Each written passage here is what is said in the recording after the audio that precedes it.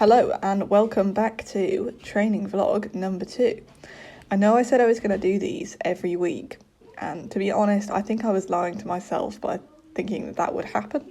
So this footage is about 2 to 3 weeks old, which doesn't really matter to you, it matters to me because now I'm having to look at old footage. But this is what I'm like, what can I do about it? So day 1, I've got a similar cycle as what you saw probably last week, so that's the microcycles, quite similar, but I've moved on to 3 days a week at the moment rather than 4.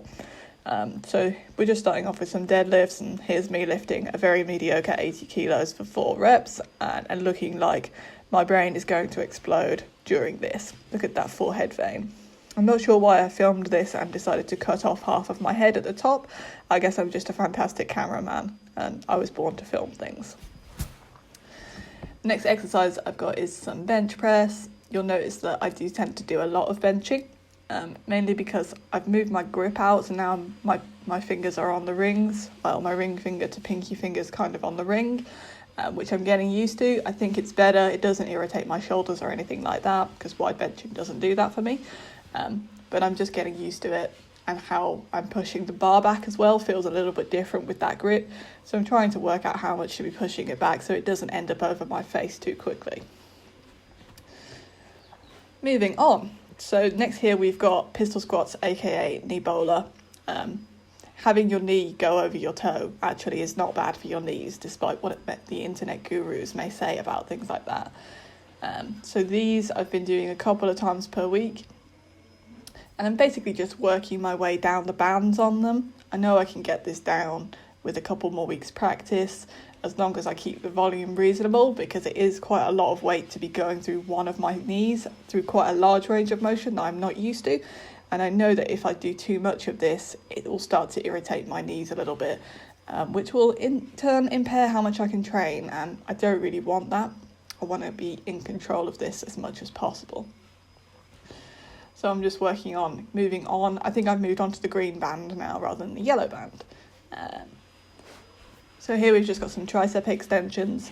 I've been doing these for a variety of rep ranges. So I've got some here that are in the 10s, and this last week I've moved the reps down. So we're doing some 8s and some 6s, which may sound a little bit wild, but it's pretty good. And I think we should get out of this dogmatic way of thinking that we must do isolation exercises as 10 plus reps, and then we must do compound movements as less than 5 reps, because these rules are all just made up.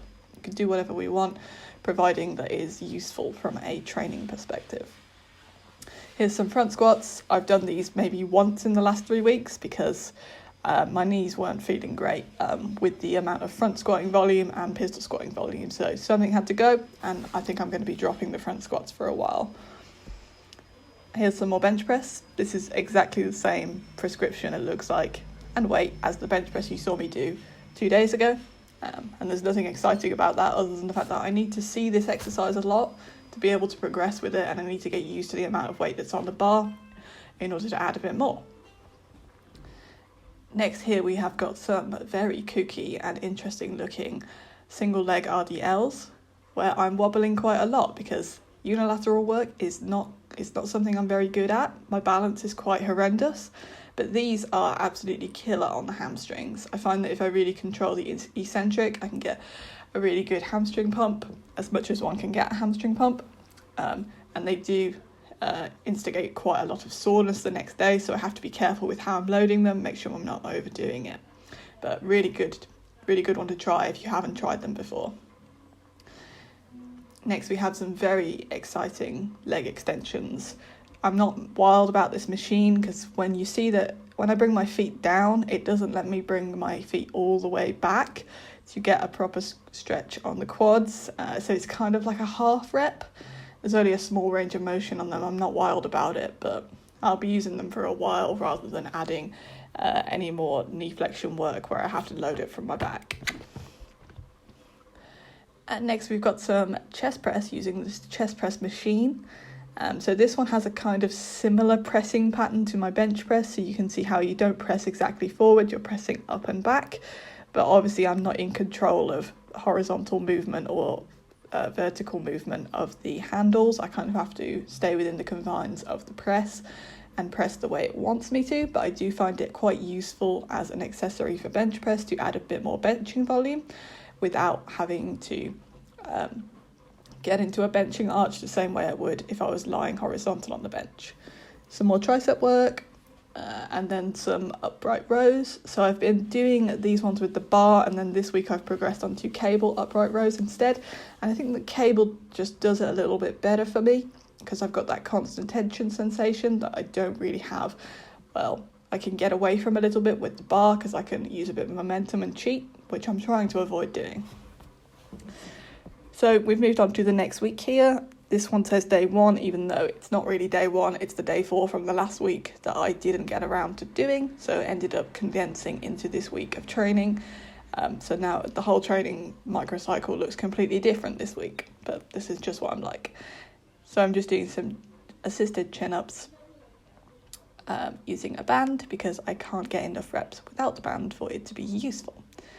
Now I'm back on the chest press machine. I've added a little bit more weight to these and they seem to be going quite well for this in the same rep range. I still get fairly good stimulus on them in the pecs, so they are one that I'll be keeping in for a while as bench accessory work to get a bit more bench volume in that is not physically benching. Some more tricep extensions here. So here we've got some 8s, as I mentioned previously, and then this week I've also got some 6s on these. It is a wicked core workout trying to keep the cable stabilized while you do these. So I'm trying not to let my arm come forward on the upwards motion, trying to keep my elbow in position, if you see. Not let that move around, so that it's just targeting mostly the triceps and not much of anything else. Here we've got some pull downs.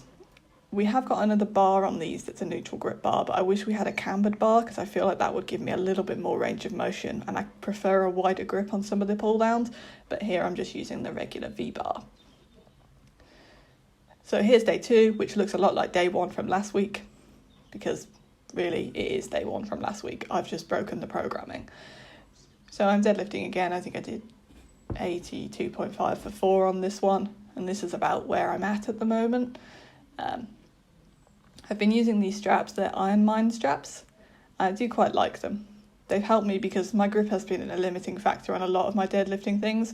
I should probably do something about it, but at this point in time I'm just not interested in dedicating more time to grip work. So I will use the straps and I will not care if people say that it's cheating. So here's the pistol squats. I've progressed onto the green band here, which is kind of like a placebo band because it doesn't really do anything. It's mostly there for moral support. You can see me pulling some interesting faces here, trying to get through these. And here are some RDLs that were not in the programming, but I added anyway, so someone is not going to be pleased with me. But I did, in my defence, go very light on these. They're already 40 kilos, and I'm trying to do them purely as a hip hinge motion and not bend at my knee like I do with my regular RDL, so it's more of a glute and hamstring focused RDL with a bit less back work than my regular RDL. Here are some more upright rows, and this man in the background is also doing upright rows, and this other man is doing shrugs with the trap bar. Okay, so yeah, everybody in the gym was doing a bit of shoulder work. Next we've got some incline bench press. So I don't particularly love the incline press for myself with the barbell because I feel like it aggravates my shoulder a little bit and I feel a bit of a grinding sensation in there. However, I don't get the same amount of irritation if I do them with a dumbbell, and I get a bit more range of motion, which is cool. So I've been doing a bit of dumbbell incline press for a bit more of anterior deltoid upper pectoral work. So here's some bench press. I've gone up a little bit in weight this time, so now you've got 40 for 4 on here.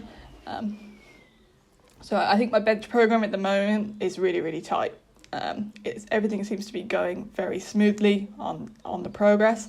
No irritation, no problems. It's not a huge amount of benching, and it's really, really simple. So in this situation, if it's not broke, I'm not going to try and fix it. And I think my bench programming could stick around for a few more weeks and I can continue seeing progress with it.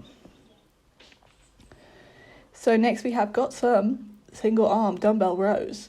I've added these this week and I'm not very good at them, so I've just been trying to work on doing a few sets at the end of the session through a good range of motion. And then we've got something else that I have not done in a very long time, which is a front rack split squats.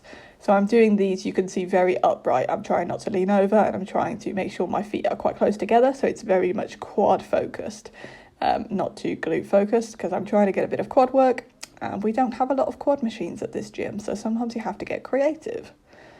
And the last thing I've got here is something that I've added on this week. I've been doing at least once a week, which is a close grip bench press.